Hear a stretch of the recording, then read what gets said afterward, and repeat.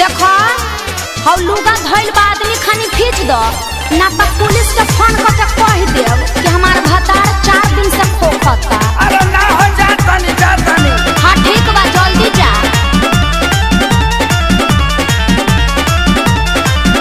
घरवा में सूती उता करतिया सहो फूकी फूकी चूल्हा हमारा निकलता गैस हो।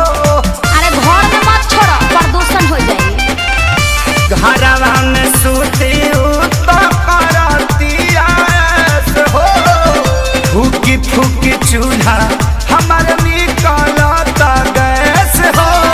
झाड़ू लगाई फिर पोछा लगाई अपन दर्द के तना ले बता। हाँ तो बैठ के हुड़बा बहुत दिन तू देखला ए रब जी अरे रब जी अरे रब जी। हमर मौगी खेलत बिया पबजी हम तो दुनू बेरा काटतानी सबजी। हमर मौगी खेलत बिया पबजी हम तो दुनू बेरा काटतानी सबजी। आ सुनो आलू बैंगन काट के मिक्स सब्जी भी बना दी हो।